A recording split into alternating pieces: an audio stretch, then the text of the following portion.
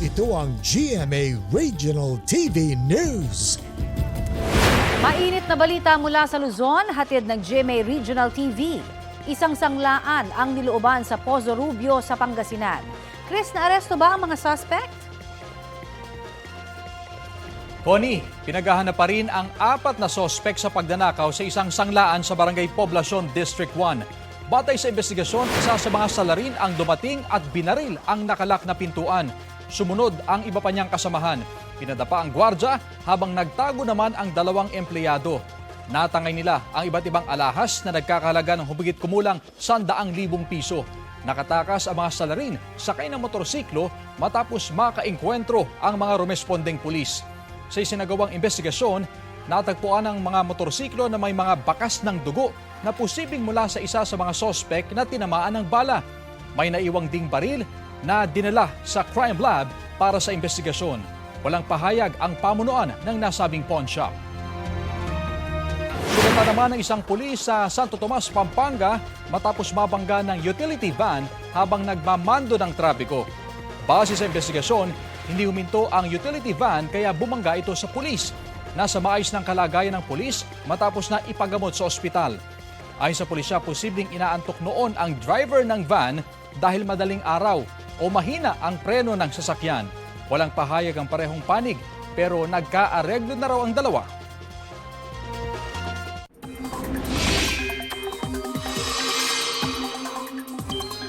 Sa gitna ng tag-init na merwisyo ang baha sa ilang lugar sa Visayas at Mindanao. Malakas na ulan ang bumuhos at nagpabaha sa ilang kalsada sa Iloilo City. Ayon sa Iloilo City Disaster Risk Reduction and Management Office, 10 barangay ang apektado. Ulan at mga baradong kanal naman ang itinuturong dahilan ng pagbaha sa Barangay Banago, Bacolod City. Nalubog sa tubig ang isang eskwelahan at ilang taniman sa Kiamba, Sarangani dahil sa umapaw na sapa.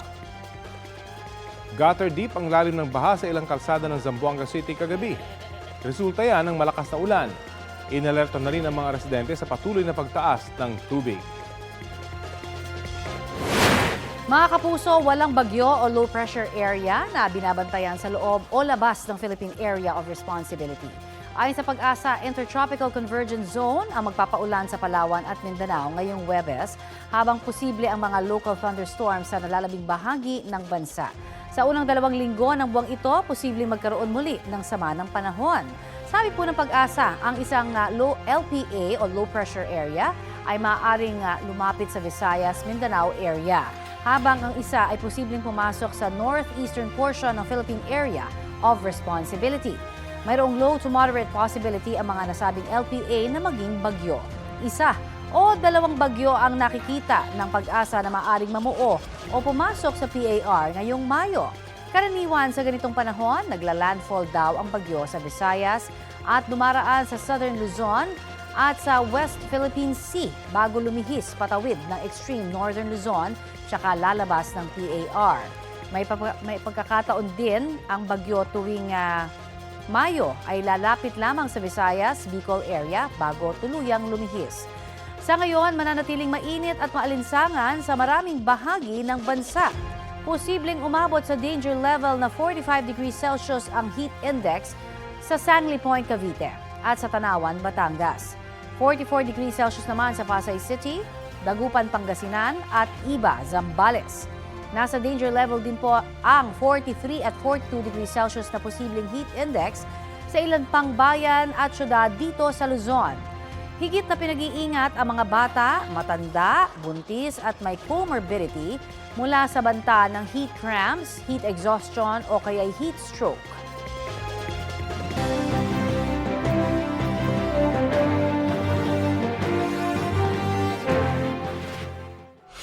Ibinida ni Kiko Pangilinan sa Negros Occidental ang naipasa niya noong mga batas. Si Ariel Querubin hinikayat ang mga manggagawa na bumoto ng mga tamang kandidato. Pagpapababa ng presyo ng pagkain, lalo ang bigas, ang idiniin ni Danilo Ramos. Kasama niya sina Jerome Adonis na pagpapataas sa national minimum wage ang itinutulak. Si Representative Franz Castro, good governance at paglaban sa korupsyon ng pangako.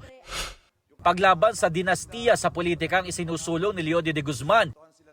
Nais ni Atty. Sunny Matula na bigyang insentibo ang mga mag-asawang 50 taon ng kasal. Binigyang diin ni Senator Francis Tolentino ang pagtanggol sa West Philippine Sea Nangako ng tulong sa agriculture at fisheries sector si Representative Camille Villar. Reforma sa sektor ng agrikultura ang isa sa mga itinutulak ni Benhur Abalos. Gustong isabatas ni Bam Aquino ang 200 peso legislated wage hike. Pagpapabuti sa sektor ng edukasyon at kalusugan ang naistutukan ni Mayor Abby Binay. Kapakanan ng mga taga Mindanao ang pangako ni Senator Bong Revilla.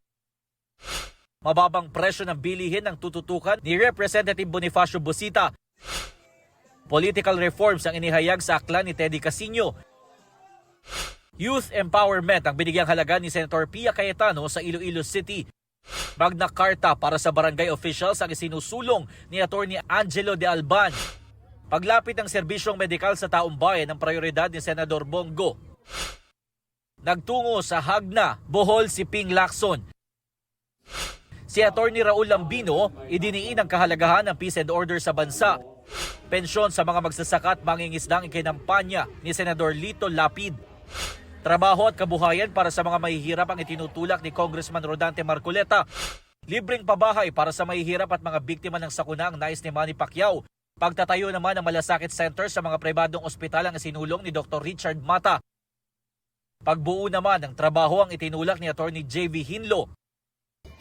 Tumungo naman si Willie Revillame sa Gapan, Nueva Ecija.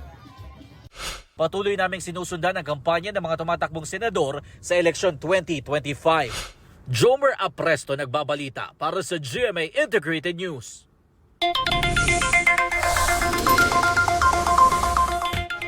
Hinimok ng Commission on Elections na ituloy na lang ng Department of Agriculture ang pagbebenta ng 20 pesos kada kilong bigas pagkatapos ng eleksyon. Ayon sa COMELEC, yan ay para maiwasang magamit sa pamumulitika ang programa. Binigyan naman ng exemption ng COMELEC ang DA para magbenta ng 20 pesos per kilo na bigas ngayong araw sa Visayas. Sa Cebu, mahigit 11,000 sako ng bigas ang naka-allocate para sa pagpapatupad ng programa. Ayon sa National Food Authority, newly milled at okay ang quality ng murang bigas na ibibenta roon. Batay sa listahan ng NFA, nasa halos 30 LGU sa Cebu ang nakatakdang mabigyan ng stocks ng bigas para sa first batch.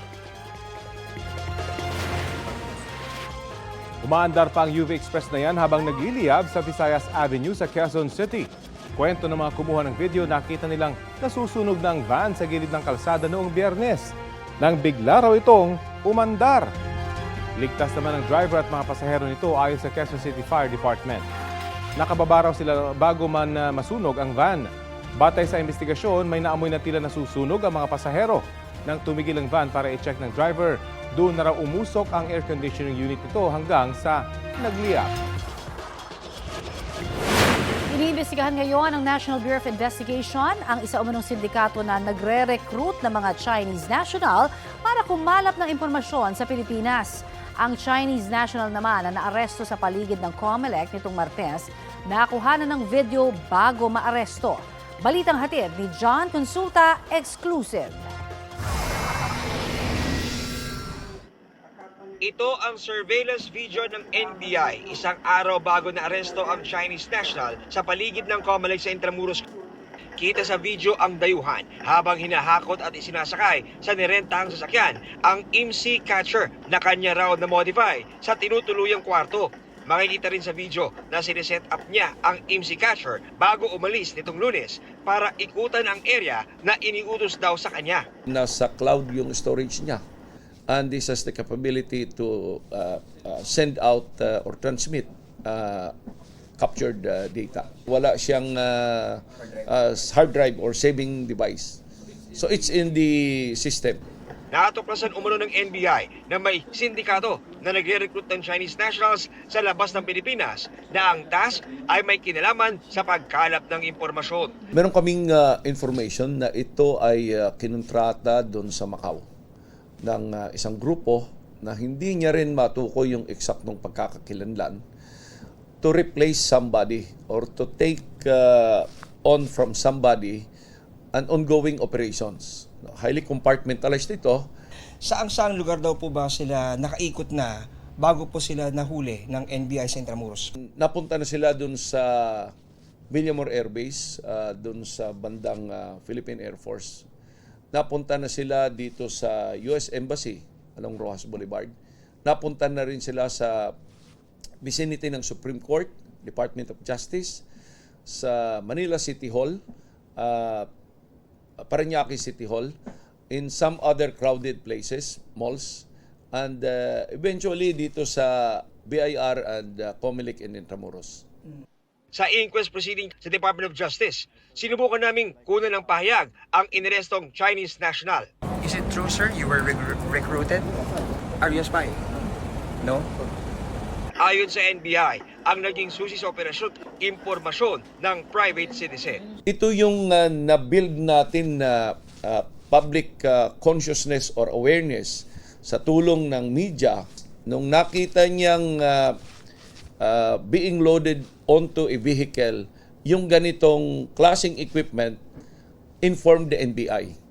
John Consulta, nagbabalita para sa GMA Integrated News. Sabi naman ng Chinese Foreign Ministry na nakikipag-ugnayan sila sa Pilipinas para makakuha pa ng impormasyon. Hindi raw sila makikialam at walang interes na makialam sa internal affairs ng Pilipinas.